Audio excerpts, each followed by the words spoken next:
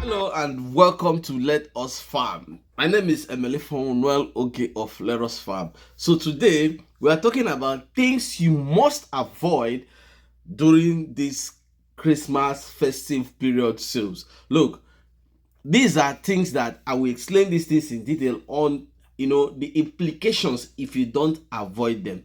Sit back, relax, watch this video to the end, ask me any questions on this point.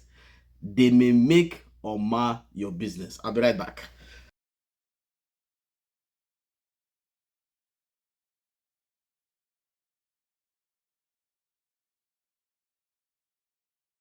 Welcome back. So you can see my background video of people in a pond. Many people have asked me, what does this video mean? What's going on in this video? Let me tell you the honest thing. Since people have been asking me, I've never made any comment on the video. But you see this video, these are people buying fish from this pond. You can't believe it, but it is true. Unfortunately, the owner of this pond, this is the first time, and it's not even in Nigeria. So the people that are handling the business unfortunately don't understand the business. Guess what? The buyers used the opportunity that these people don't understand the business to do whatever they like to do. Never you ever, as a catfish farmer, allow people just like you are watching behind me enter your pond scrambling for fishes. A lot of things will go wrong, and you don't need to ask more questions. Things actually went wrong in this particular situation. Money was not recovered up to half of the expenses. Yeah, that's true. And all of the infighting, all of the missing fishes, all of the dead fish, a lot of things. So that's part of it. But please don't do this. It's not good. So let's go into what we're talking about for today. So one of the things you must avoid is never you discuss with your buyers that, oh, I borrowed money and I need to sell these fishes now to pay up this money. To you, you think you are, drawing sympathy from the buyers, and the buyers are going to listen to you with an open mind. They're going to say, oh, is it true? Okay, let's see what we're going to do for you. But this is a bait. So once they give you this bait, you fall into this bait. Next thing is that they're going to bring out the story that things are hard. People are not even eating fish. So they are starting to drop down the price of the fish. Because of what you said, they know you have sold yourself to them. You have already exposed yourself that you are broke. So they are going to capitalize on your brokenness to deal with you. So if your fish was supposed to be 3,000 per kilo, they're going to price you 2,500. That this is what the market is demanding at this time. What can you do? Since people are buying 2,500, we can't sell, then you knock on down. Please, it's a no. Don't ever do that. No matter the situation, don't ever fall to your customers' pity, please. Then another thing is, it's not a must that you will sell all your fishes at this time. No. Christmas would come, Christmas will go. New Year will come, New Year will go. Yes, there is high demand, but again, there is higher supply here because many catfish farmers have the same mindset of targeting this period. And what happens is that it brings a glut of fish. Too many people trying to sell the same time, it drops the price.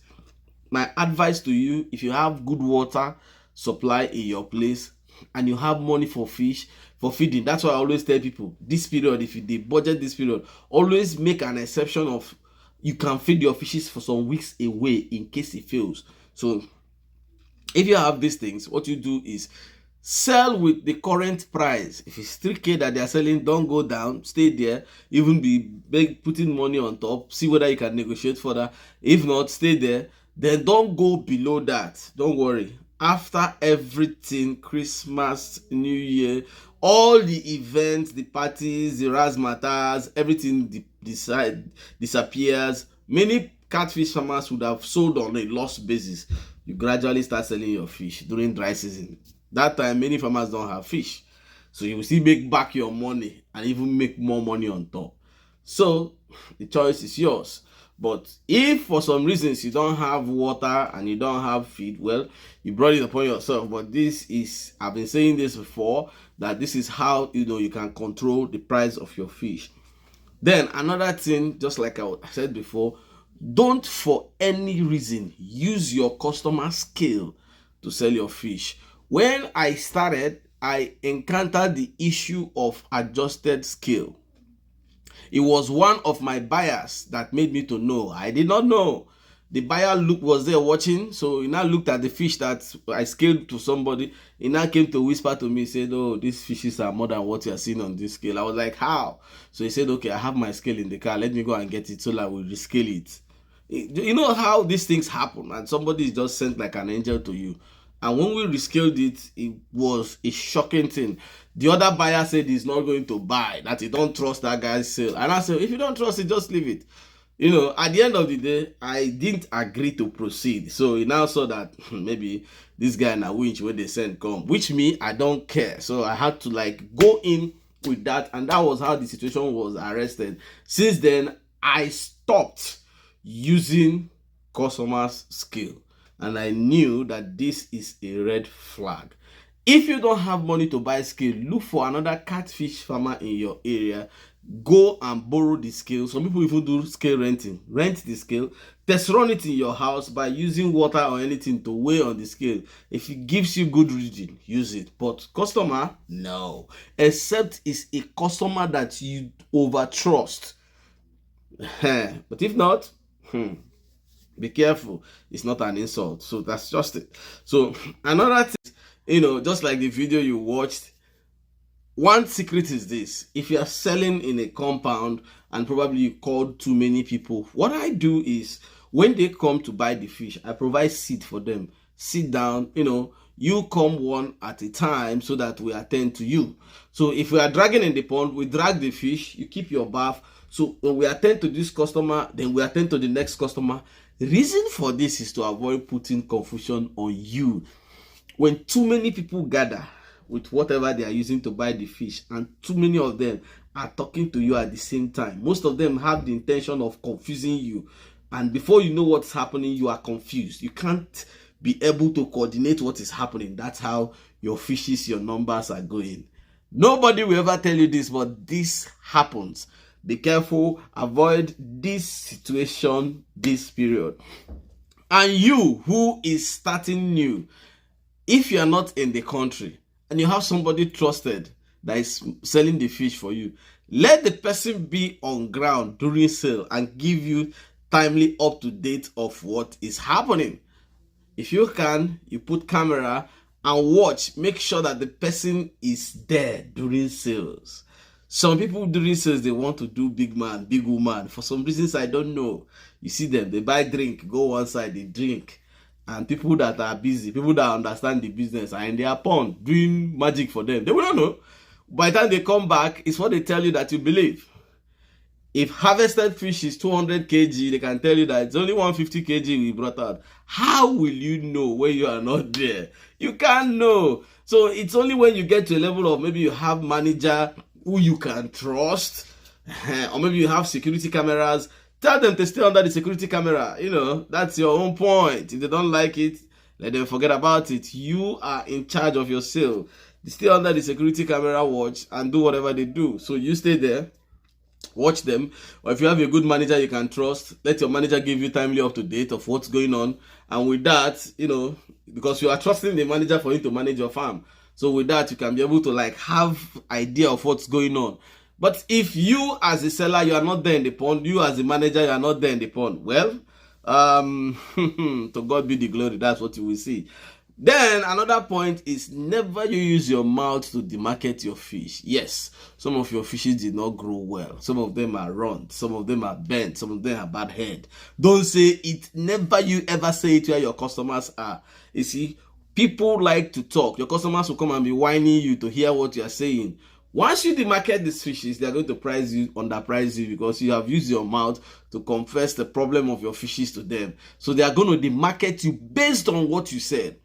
So don't ever demarket your fishes. Always praise your fishes that, oh, these fishes are good, even when you know they are not good. If they say, but they are not looking very well, you don't understand it. These fishes are really doing well. You see, it's the Nigerian feed, Nigerian economy, blah, blah, blah, blah, blah. You know, push it that way. But praise the fish. If you don't, these guys, they are going to help you because they're going to underprice you to tell you that this thing, you get a CB. So sometimes it is what, it is what we do that actually affects how these customers treat you. That's how they just like use their hand to help you to spoil your own business. Now, for no reason must you ever say, my customers, please, your boys should go and do the harvest. I don't have boys. That is a no. There are situations that you may be short of boys to help you do the job. You don't just throw it open. You have to, somebody that you over trust, still stay there as they are trying to help. Don't throw that gate open. Hey, please help me and go and no. You discuss with the person and be there, be vigilant there, because if you don't and anything goes by, well, it's one of those things. Last but not the least, on things that you must not do, things you must avoid, is whenever you make any sales this period, write it down for your own good. Okay, I sold 10 pieces of fishes. 10 pieces of fishes and they gave me 30 kg. Write it down. 10 pieces to 30 kg amount. This helps you to know if you are doing well. Now, when you reconcile your account and you want to plan for next phase, so if you had written all these things down and maybe you had a target of selling like 1 kg and above, and unfortunately you couldn't meet your target, you had like 30% on 1 kg and the others below 1 kg. If you write it down, you see it there. See from your analysis what went wrong. How many that were actually below 1 kg, you will see it. And how many percentage that are actually above 1 kg, you will see it. So when you have written it down, it gives you an idea of what happened. You now use it to plan for the next set. Again, if you stock to 1,000 and during sales you sold only 700, this gives you an idea that the 300 either disappeared or were stolen. So you see it from your analysis. And again, you see how much these things were sold. Even if for some reason you are using agents to sell your fish, let them write this thing down. When you tell people to do this thing, some of them don't like. They say, oh, we are delaying us. We know it off head. They don't know it off head though. It's a way to rip you off. And if they do rip you off, at the end of the sales, they are not going to cry, but you will cry. So I hope and I believe you understood everything that I said. In case you don't understand, kindly reach me out in the comment section and I'm going to help you, to explain more. And if you're having any situation in your farm, do a video of this situation and send to 081-353-48909. Until I come your way next time, my name is Emelefon Unwell Oge of Let Us Farm. Keep farming. It's a way of life.